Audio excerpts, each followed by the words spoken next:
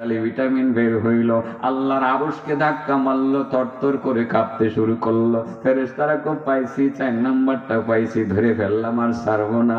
এবার শুরু করলো সুবহানাল্লাহ আলহামদুলিল্লাহ ওয়ালা ইলাহা ইল্লাল্লাহু আল্লাহু আকবার। এবার আসমান হালকা টাচ লাগে, লাগে হয় না, লাগে হয় না, হালকা টাচ লাগে। পঞ্চমবার সর্বশেষে আমার নবী মুহাম্মদ রাসূলুল্লাহ সাল্লাল্লাহু আলাইহি ওয়াসাল্লাম দুনিয়াতে আসলেন। জিবরাইল আমার নবীর কাছে হাজির হয়ে ইব্রাহিম নবী কিভাবে সন্তানকে কুরবানি করতে চেয়েছিলেন সেগুলো খুলে বললেন। খুলে বলার পরে আমার নবী এমনি বলে ফেললেন, লা হাওলা ওয়ালা কুওয়াতা ইল্লা বিল্লাহিল আলিয়্যিল আযীম। ফেরেশতারা কো পাইছি রে, আখিরি জামানার নবীর জবান থেকে 5 নাম্বারটা পাইছি। এবার তারা 5 নাম্বারটা মিলাইতে শুরু করলো। বলেন সুবহানাল্লাহ ওয়ালহামদুলিল্লাহ ওয়ালা ইলাহা ইল্লাল্লাহু আল্লাহু আকবার ওয়ালা হাওলা ওয়ালা কুওয়াতা ইল্লা বিল্লাহিল আলিয়্যিল আযীম। এবার আসমান আর ভারী লাগে না, তাদের কান্দে লাগে ওই না, লাগে ওই না, 100% হালকা হয়ে গেছে। আল্লাহর নবী বলেন, ও আমার সাহাবারা শোনো, এই 5টা কালিমা ফেরেশতাদের শক্তিশালী খাদ্যের চাহিদা পূরণ করে বলে বোঝা যায়। তবে এটা আমার আর তোমার মধ্যে কি লাভ হবে, তোমরা কি কল্যাণ পাবে, আমার উম্মতেরা এর দ্বারা ভিটামিন দ্বারা কি কল্যাণ পাবে সেটা বলতে চাই। ও আমার উম্মতেরা, ও আমার সাহাবারা, মনে রাখবা, আমার বহু উম্মত দুনিয়াতে এমনও আসবে তাদের অর্থ করি থাকবে না, দান সদকা করতে মনে চাবে কিন্তু করতে পারবে না, জিহাদের ময়দানে শরীক হয়ে শহীদ হইতে চাবে কিন্তু অনেক সময় সুযোগটা হয়ে উঠবে না। তবে আমার সেই সমস্ত উম্মতেরা এই 5টা ভিটামিন কমপ্লেক্সকে একসাথে করে যদি একটা ট্যাবলেট বানাইয়া দৈনিক জবান দিয়ে উচ্চারণ করতে পারে, যতবার উচ্চারণ করবে ততবার লক্ষ কোটি টাকা দান খায়রাতের নেকি পাবে, জিহাদের ময়দানে শরীক হইয়া শহীদ হওয়ার নেকি অর্জন করতে পারবে। এটা সবাই মুখস্থ করে লেনছে, আজকা দৈনিক সকাল বিকাল পড়েছে সুবহানাল্লাহ ওয়ালহামদুলিল্লাহ ওয়ালা ইলাহা ইল্লাল্লাহু আল্লাহু আকবার ওয়ালা হাওলা ওয়ালা কুওয়াতা ইল্লা বিল্লাহিল আলিয়্যিল আযীম। এগুলো ফেরেশতাদের খাদ্যের চাহিদা পূরণ করে, মানে ফেরেশতাদের রিজিক এই জায়গায়। এটা বুঝাই থেকে গেছিলাম আসমানের উপরে, আবার নিচে নামি। বলেন কয় প্রকার মানুষের জিম্মাদার আল্লাহ? সালাসাতুন কুল্লুহুম দামিনুন আলাল্লাহ ইন আশা রুজিকা ওয়া কুফিয়া ওয়া ইম্মাতা আদখালাহুল্লাহুল জান্নাহ। রাসূল বলেন 3 প্রকার মানুষের জিম্মাদার স্বয়ং আল্লাহ। বেঁচে থাকলে রিজিক দিবেন, সমস্যা আসলে সমাধান করে দিবেন, আর মারা গেলে নিজ দায়িত্বে জান্নাতে দিয়ে দিবেন। 1 নাম্বার হলো মান দাখালা বাইতাহু ফাসাল্লামা ফাহুয়া দামিনুন আলাল্লাহ। 1 নম্বরটা বড় কঠিন, বড় কঠিন, বড় কঠিন, কঠিন, কিন্তু শরম ভাঙ্গা লাইলে সহজ। শরম ভাঙ্গা বুঝেননি? লজ্জা শরমটা ভাঙ্গা লাইলে কিরমিরে খালি শরমটা ভাঙ্গা লাইবেন সহজ। 1 নম্বর মান দাখালা বাইতাহু ফাসাল্লামা। যে ব্যক্তি ওয়াজ মাহফিল থেকে বাড়িতে যায়, মঠখোলা বাজার থেকে বাড়িতে যায়, পাকন দিয়া বাজার থেকে ঘরে যায়, রাত 1টা বাজে 1:30টা বাজে যায়, ঘরের দরজায় গিয়া দাঁড়াইয়া ঘরের ভিতরে যেই লোকটা আছে তার একটা সালাম দেয়। চাচা কঠিন নি? আরে কঠিন মিয়া কইবেন, 72 বছর বয়স, জীবনও বুড়িটারে সালাম দিছি না, আজকে দেই কেমনে। আমার কাছে কঠিনই লাগতেছে আর কি চাচা, ঠিক না? শরম ডাইঙ্গা লাগবো আজকে, এই জন্য বলছি শরম ডাইঙ্গা লাইলে এই সবটা কামাই করে লাগানো যাবে। সুবহানাল্লাহ। দারুণ গুরুত্বপূর্ণ একটা ইবাদত তো এটা বাবা, হাসার কথা না। ইসলাম কত সুন্দর, ইসলাম কত সুন্দর। রাসূল বলেন মান দাখালা বাইতাহু ফাসাল্লামা ফাহুয়া দামিনুন আলাল্লাহ, যে ঘরে ঢোকার সময় ঘরের লোকটারে সালাম দিল সে আল্লাহর জিম্মাদারির আওতায় চলে আসে। যতক্ষণ সেই ঘরে থাকবে রিজিকের ব্যবস্থা আল্লাহ করবেন, সমস্যার সমাধান করে দিবেন। মারা গেলে আল্লাহ নিজ দায়িত্বে জান্নাতে পৌঁছাইয়া দিবেন। চাচা সালাম দিতে না আগে দেননি?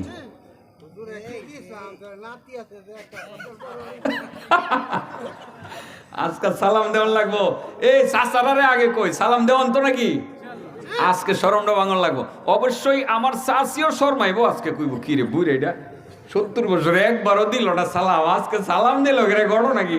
জবাবটা দিতে একটু দেরি করবো, মুখটা এভাবে ডাক্কা করবো যে ওয়ালাইকুম আসসালাম কইয়া পরে কইবো আজকে মাহফিলে গেছিলাম একেবারে চেহারাটা হুগাই গেছে, খাইছি না বোন, আমি ফ্রিজ থেকে তরকারিটা গরম পানি করে গরম করে নিয়ে আমিও খাইছি না, আপনার লেগে বই রয়েছি।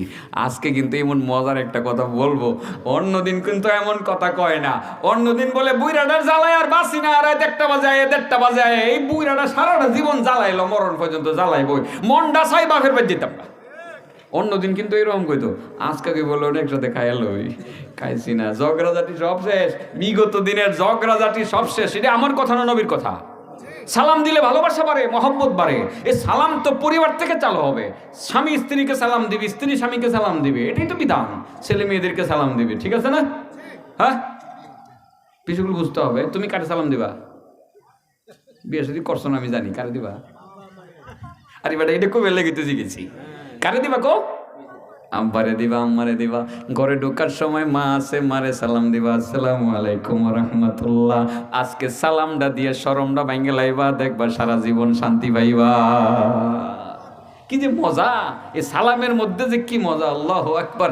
আল্লাহ রাসূল সাল্লাল্লাহু আলাইহি ওয়াসাল্লাম সালামের ব্যাপারে যে আরো কত কিছু বলছেন, দু একটা কথা বলেই ফেলি। মান সাল্লামা আরবাঈনা রাজুলান ফি জামাআ في جماعة أو فرادى ليلا أو نهارا فمات ذلك اليوم دخل الجنة সুবহানাল্লাহ কোন সুবহানাল্লাহ কোন মান সাল্লামা 40 রাজুলান, যেই ব্যক্তি একদিনে 40 জন লোকরে সালাম দিবে, 40 রাজুলান, সেই সালামটা ভিন্ন ভিন্ন ভাবে হতে পারে, আলাদা আলাদা ভাবে হতে পারে, দলবদ্ধ ভাবেও হতে পারে, দিনের বেলাও হতে পারে, রাতের বেলাও হতে পারে।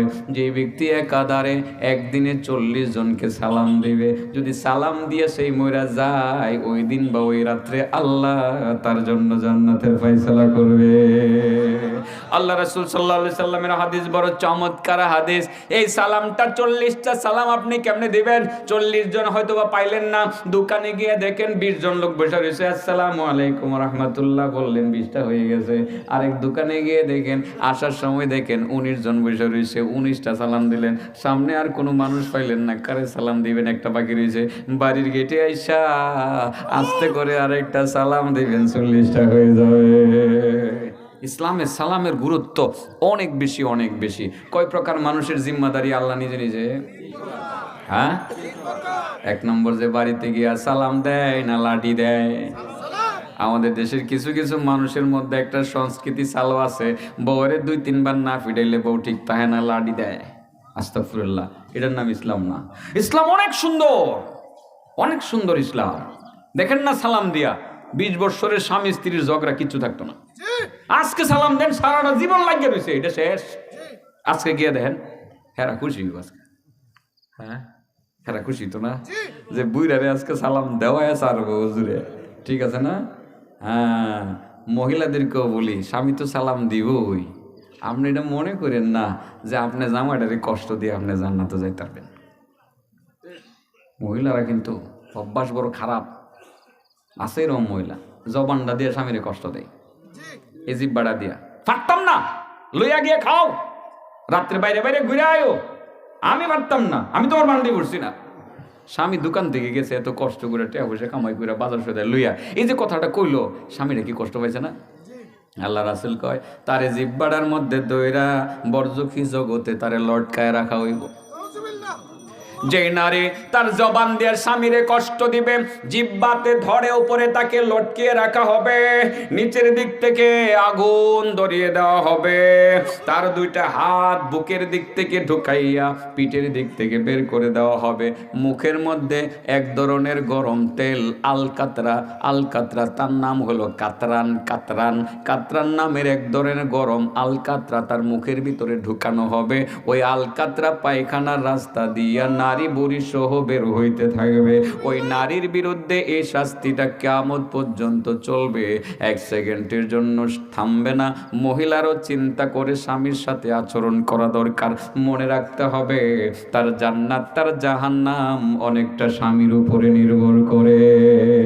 নারী একজন পাক্কা নামাজি, তাহাজ্জুদ পড়ে, আরো অনেক ইবাদত করে, কিন্তু মাঝে মধ্যে জবান দিয়া স্বামীরারে কষ্ট দেয়। যে সমস্ত নারীরা স্বামীরে কষ্ট দেয় ওই সমস্ত নারীদের জাহান্নামে যাওয়ার আগে বরজুকি জগতে, একদম বরজুকি জগতে যেটাকে বলা হয় রিমান্ডের শাস্তি হিসাবে, তাকে জিহ্বার মধ্যে ধরে উপরে লটকে রাখা হবে, নিচের দিক থেকে আগুন ধরিয়ে দেওয়া হবে, মুখের ভিতরে আলকাতরা ঢুকানো হবে, নারী বুড়ি সহ পায়খানার রাস্তা দিয়ে বের হবে।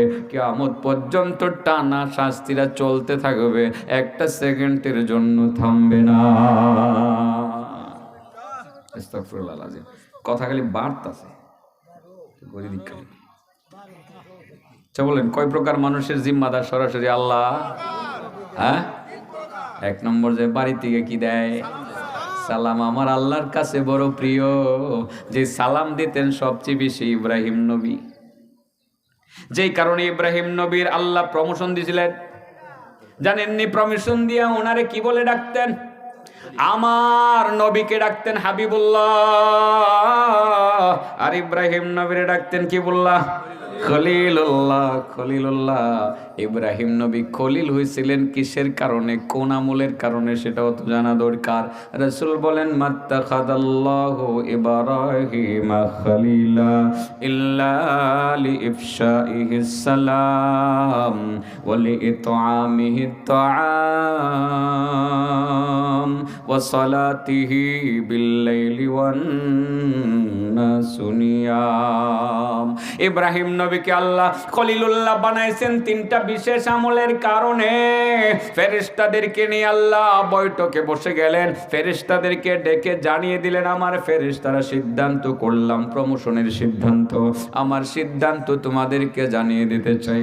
আমার যে নবী আছে এখন নবুয়তের দায়িত্ব পালন করতেছে, তার নাম হইল ইব্রাহিম।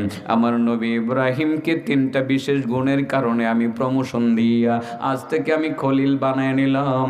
এখন থেকে তার পরিচয় হবে ইব্রাহিম খলিলুল্লাহ।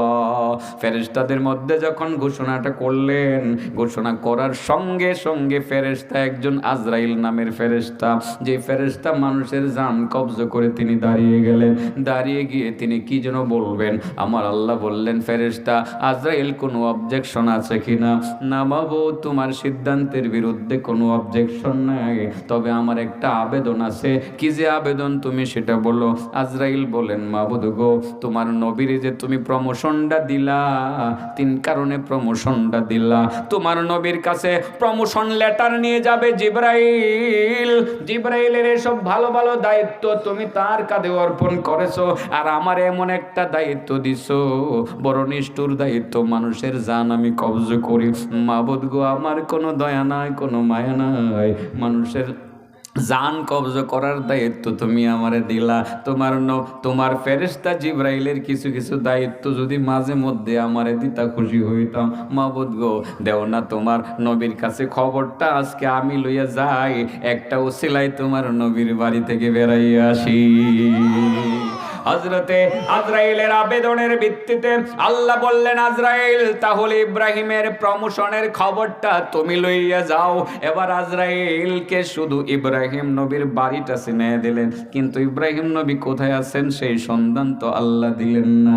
এসে দেখলেন ইব্রাহিম নবীর বাড়িতে দরজাটা লাগানো আছে, জিনজিল লাগানো। একবার জিনজিল খুলেন, ভিতরে ঢুকে না, আবার আজরাইল বের হন। আর ইব্রাহিম নবী চলে গেছিলেন দাওয়াত তাবলীগের মেহনতে, তিনি গাছতে রাস্তায় চলে গেছিলেন, মানুষকে কালিমার দাওয়াত দিতে চলে গেছিলেন। সন্ধ্যাবেলায় যখন বাড়িতে ফিরলেন, ফেরার পরে দেখেন ঘরের দরজা খোলা দেখা যায়, তার দরজার সামনে একজন লোক দাঁড়ানো দেখা যায়। লোকটা ঢুকে আবার বের হয়। সাধারণত সন্দেহ আসার কথা যে ঘটনা কি রে, আমার ঘরের ভিতরে কে ঢুকতেছে পারমিশন ছাড়া, লোকটার পরিচয় তো জানলাম না, লোকটা কেন ঢুকতেছে?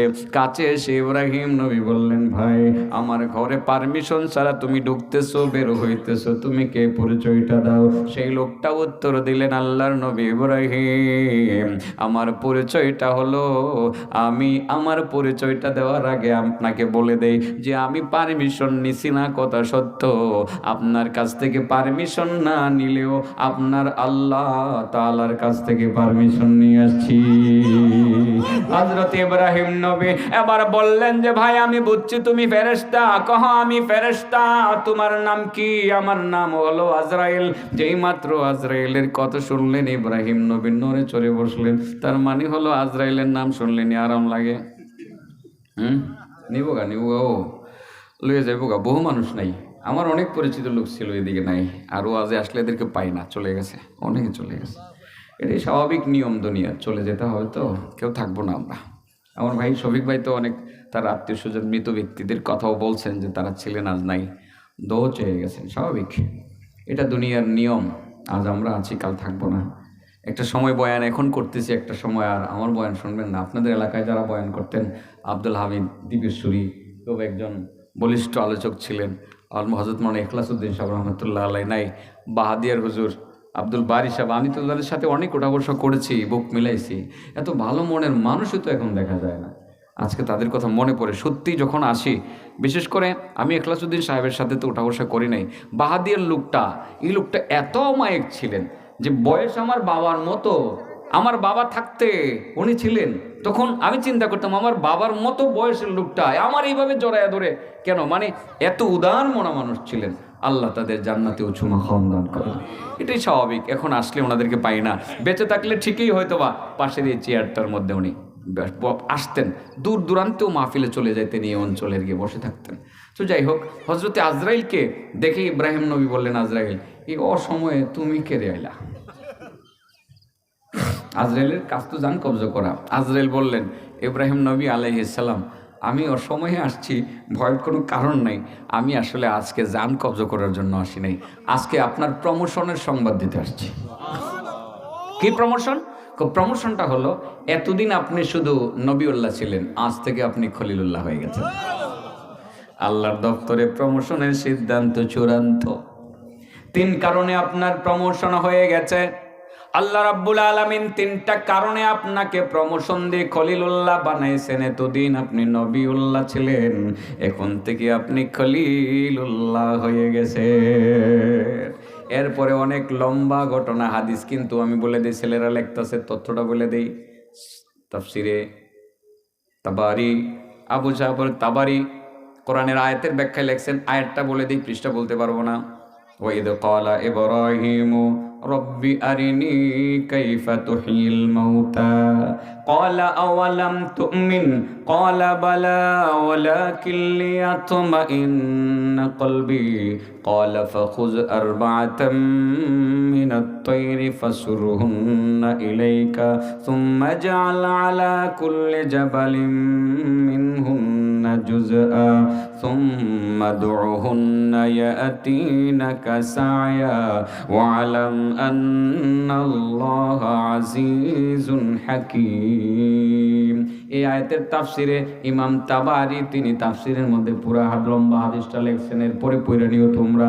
ইব্রাহিম নবীকে আল্লাহ খলিল বানাইছেন 3 কারণে। ওই 3টা কারণ বলি। আল্লাহর রাসূল বলেন, মাত্তাকাযাল্লাহু ইব্রাহিম খলিলা, আল্লাহ ইব্রাহিমকে দুষ্ট বানাইছেন 3 কারণে। 1 নাম্বার ইল্লা লিইফশাইহিস সালাম, 1 নাম্বার তিনি সালামের প্রচলন করেছিলেন, ছোট বড় এর মধ্যে কোনো বাছ বিচারা করতেন না, সামনে যারে পাইতেন তারই সালাম দিতেন, ছোটদেরকে দিতেন, বড়দেরকেও দিতেন। এটাই হলো নিয়ম, কার আগে কে সালাম দিতে পারে। আর আমরা উল্টো হয়ে গেছি গা, বাচ্চাটারে সালাম দেন কয়জনে? ঘরে ঢুকা ছোট বাচ্চাটারে সালাম দিবেন আপনি, এটা ইসলামী শিক্ষা। আমরা যদি দিই রাস্তা দিয়ে ছেলেরা, স্কুলের ছেলেরা আসতেছে, আমরা সালাম দিই না, আমরা কই এই বেড়াই তোর বাবার নাম কি, সালাম কালাম শিখেছে না? ননির দরকার নাই, আপনি তারে সালাম দিবেন। আজকে আপনার সালাম সে শুনবে, আগামীকালও সালাম দিবেন, পরের দিন দিবেন, এর পরের দিন আর আপনি দিতে পারবেন না, সেই দিবে। এটাই হলো ইসলাম। আপনি ঘরে ঢুকে সালাম দিবেন, বাচ্চাদেরকে সালাম দিবেন, ছোট ছোট ছেলেদেরকে সালাম দিবেন। এই সালামটা নেকিও পাইবেন, তালিমও দিলেন, তারেও শিখাইলেন। ইব্রাহিম নবী সেটাই করতেন, ছোট বড় এর মধ্যে কোনো বাস বেচারা করতেন না। আর 2 নম্বর তিনি বন্ধু হয়েছিলেন। 2 নম্বর কারণ হলো বলি ইব্রাহিম নবী বড় মেহমানদারি করতেন, মানুষকে খাওয়াইতেন। মেহমান ছাড়া তিনি খাইতেন না। এমনকি দুপুর বেলা তো কোনো দিন তিনি মেহমান ছাড়া খাইতে চাইতেন না। মেহমান না পাইলে এই দিকে পাকুন দিয়া না পাইলে মোটখোলা বাজারে চলে যাইতেন, দেখি মেহমান পাই কিনা, মেহমান নিয়ে একসাথে বৈশা খামো। ইব্রাহিম নবী কিন্তু সেই কাজটা করতেন, কারণ তিনি জানতেন মেহমানদারির মধ্যে কত ফজিলত। রাসূল বলেন, আল্লাহর কোনো বান্দা যদি কোনো মেহমানকে আল্লাহকে খুশি করার জন্য 1 লোকমা খাবার খাওয়ায়, একটা হজ আর একটা উমরা, নফল হজ আর নফল উমরার নেকি তার আমলনামায় জমা হয়ে যায়। ইব্রাহিম নবী মেহমানদারির ক্ষেত্রে কোনো বাস বিচারা করতেন না। মুসলমানদেরও খাওয়াইতেন, কাট্টা কাফেরকেও তিনি খাওয়াইতেন। ঘটনা তো জানাই আছে আপনাদের।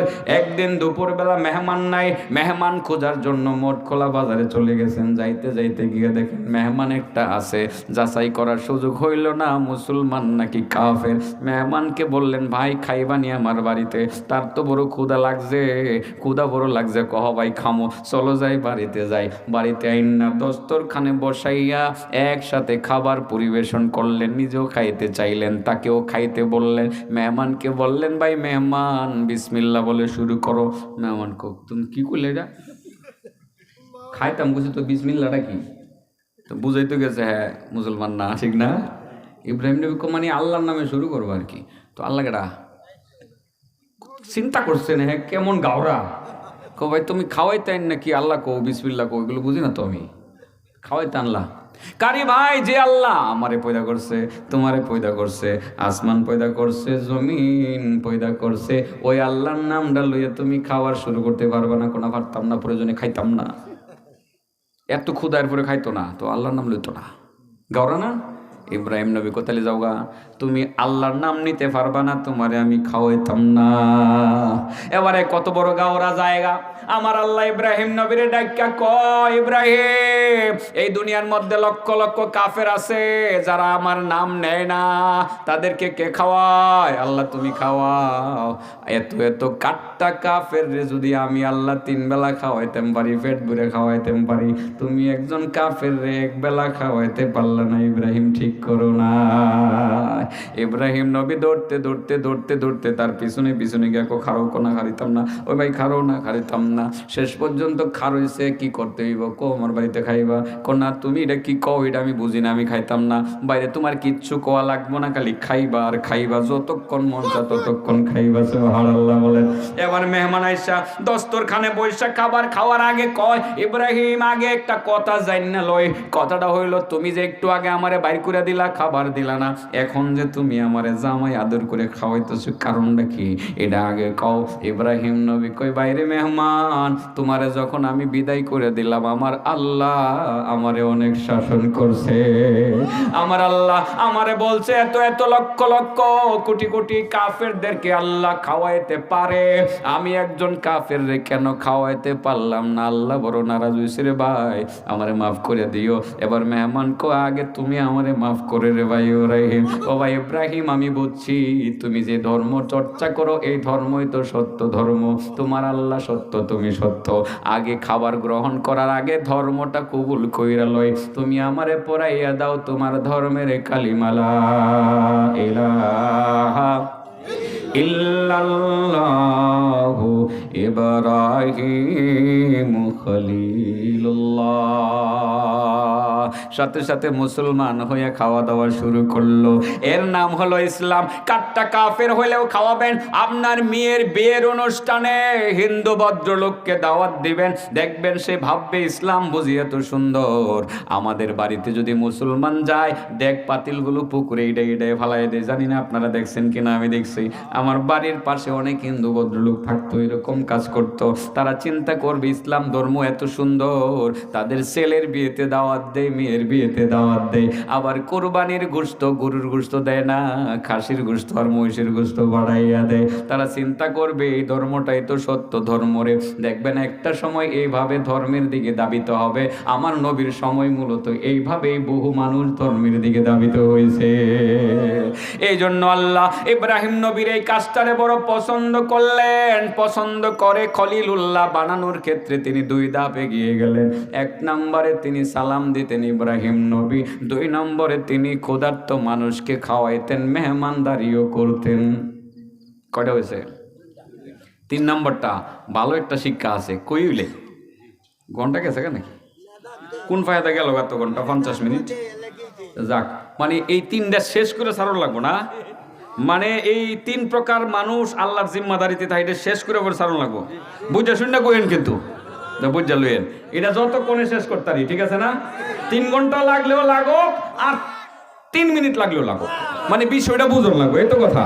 তাহলে কি ওয়াজ দরকার না সময় দরকার? ওয়াজ দরকার। এ শিক্ষিত মানুষ সবাই লাভরা জানে। আশা করি আর সময়ের কথা কইতো না, কবি হুজুর ওয়াজটা শেষ করে।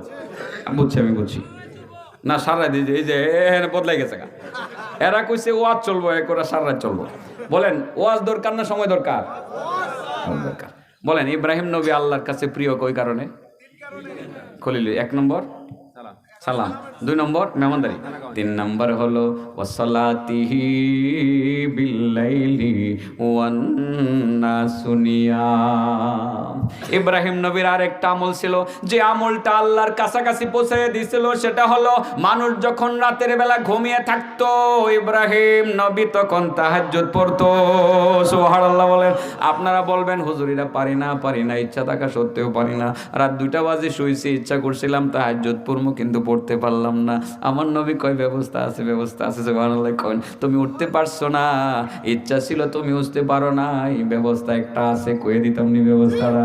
আমার সাথে সাথে পড়েন, আমানার রাসূলু বিমা উনজিলা ইলাইহি মির রাব্বিহি ওয়াল মুমিনুন কুল্লুন আমানা বিল্লাহি ওয়া মালাইকাতিহি ওয়া কুতুবিহি ওয়া রুসুলিহি লা নুফাররিকু বাইনা আহাদিম মির রুসুলিহি ওয়া ক্বালু সামি'না ওয়া আতা'না গুফরানাকা রাব্বানা ওয়া ইলাইকাল মাসীর।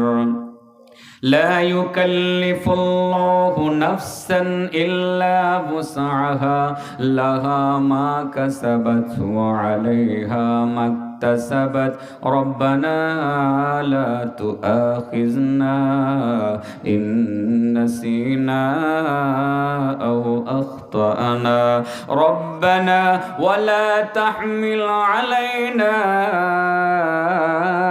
إصرا كما حملته على الذين من قبلنا ربنا ولا تحملنا ما لا طاقة لنا به واعف عنا واغفر لنا وارحمنا أنت مولانا فانصرنا على القوم الكافرين। আমার নবী বলেন, রহমাতুল্লিল আলামিন বলেন, আমার কোন উম্মত যদি তাহাজ্জুদ পড়ার নিয়ত করে, কোন কারণে যদি পড়তে না পারে, সে যদি সকালবেলা বা কোনো একটা সময় যদি সূরা বাকারার শেষ 2টা আয়াত একবার মাত্র তিলাওয়াত করতে পারে, পুরা তাহাজ্জুদের ফজিলত তার আমলনামায় দিয়ে দেওয়া হবে।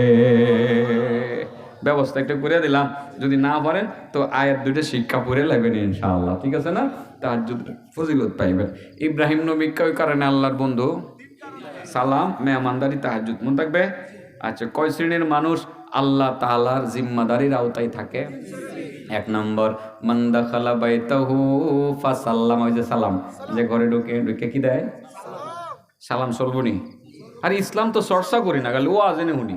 আজকের থেকে এই সাইডটা তিনটা ছয়টা কথা লয়ে যায় না, ঠিক আছে না? নিতে পারবো না বাড়িতে? ইসলাম অনেক সুন্দর, কিন্তু ইসলাম বুঝি না। ওয়াজে আয়সা কিচ্ছা কাহিনী দুই চারটা কইয়া কান্দায়া হাসায় যায়, তার লাগে মনে করি ওয়াজটা করছে, চা পাইছে কি আজকে, ঠিক আছে না? কিন্তু আমার খবর আছে, আজকে আমি পরীক্ষা লমু লাস্টে, যদি না পারেন তো সারাসারি নাই। পারবেন চাচা? জি গেলামু কঞ্চন দি কয় প্রকার মানুষের জিম্মাদারি আল্লাহ নিজে নিছে?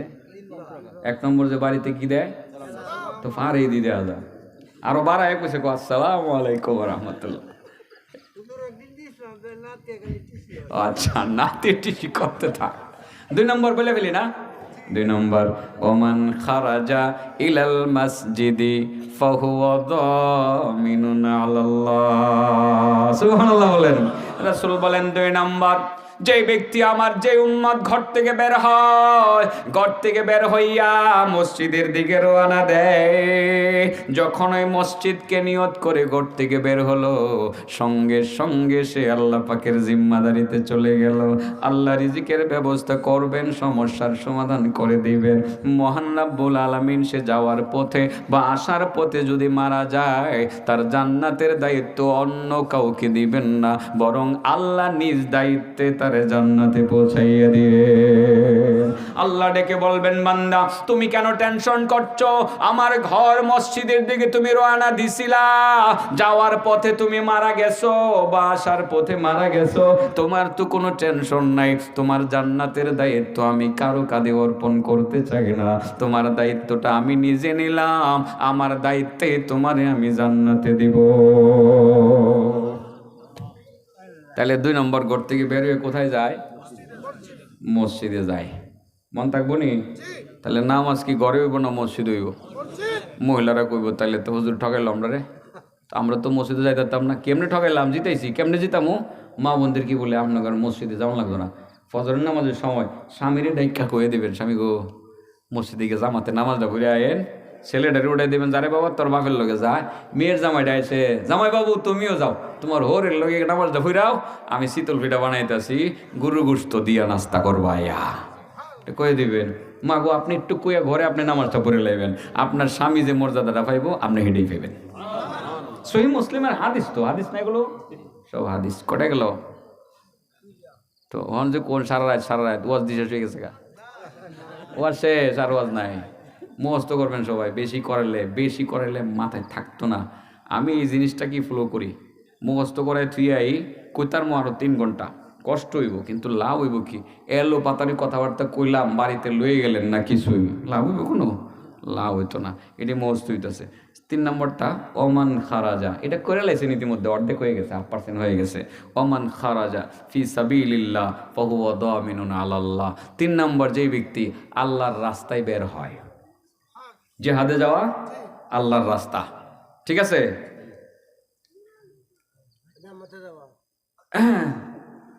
তাবলীগে যাওয়া আল্লাহর রাস্তা, মাদ্রাসায় দিন শিক্ষা করতে যাওয়া আল্লাহর রাস্তা, দিন শিক্ষার জন্য মাহফিলে আসা আল্লাহর রাস্তা। এই জন্য বলছি অর্ধেক করে ফেলছেন।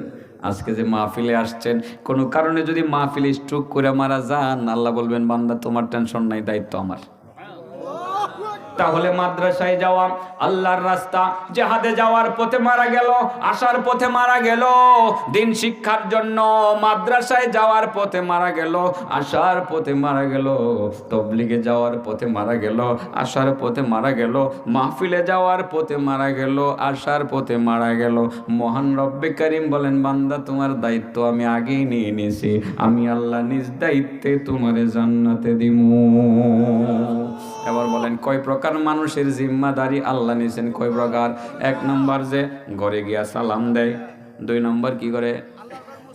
মসজিদের দিকে রওনা দেয়। 3 নম্বর, কোথায় যায়? আল্লাহর রাস্তায় যায়। ইব্রাহিম নবী আল্লাহর বন্ধু হয়েছেন কয় কারণে? 1 নম্বরে সালাম, 2 নম্বর মেহমানদারি, 3 নম্বর জানি কি? তাহাজ্জুদ। ও বাবা, তাহাজ্জুদ পড়তে পারলেন না, সূরা বাকারার শেষ 2টা আয়াত তিলাওয়াত করলে তাহাজ্জুদের ফজিলত পাইবেন নি। আলহামদুলিল্লাহ, আর ওয়াজ দরকার নেই। বাড়িতে লয়ে যাবেন সবাই। 1 ঘন্টার বেশি হয়ে গেছে। এখন সভাপতি সাহেব কথা বলবেন, হুজুর দোয়া করে দিবেন। হ্যাঁ, না না না, একটুকুই, ও আচ্ছা, একটুকু 4 ঘন্টা কইছি আগে। রাখেন বাবা, আমি বলি জানি আপনারা মহব্বত করে বলতেছেন, বিশ্বাস করি একটুকি আমি সময় আরও 1 ঘন্টা বেশি লাগাতে পারতাম। কেন লাগাই নাই আপনারা বুঝছেন, ভালো করেই বুঝছেন। সিজনটা খুব ব্যস্ত সিজন তো বাবা, রাতের বেলা কিছু ঘুমের দরকার পড়ে। কালকে আপনাদের পাশেই আসবো চালাকসুর দিনের বেলা। আজকে রাত্রে আজ সকালে ঘুমাতে পারিনি, সকালে মানুষ গিয়ে ভিড় করছে, আমি বলে আসছি তো একটু আগে যাওয়া দরকার, বুঝছেন। আমি এই কথাগুলোই কিন্তু একটুকুই আরো আধা ঘন্টা বেশি লাগাইতে পারতাম, লাগাই নাই, দরকার নেই কোনো, ঠিক আছে না। কিন্তু আপনারা ইতিমধ্যে 1 ঘন্টার বেশি কথা আপনারা শুনে ফেলছেন। তো এখন সভাপতি সাহেব মুরব্বী বাবা যে আছেন, উনি ইনশাল্লাহ কথা বলবেন, দোয়া করবেন, দোয়া নিয়ে যাবেন। আমার জন্য আমি দোয়া চাই গেলাম। আল্লাহ আমাদের সকলকে, আমাকে সহ সকলকে আমল করার তৌফিক দান করে। হ্যাঁ, আল্লাহ শেখ হাসিনার হেদায়েত দেখ।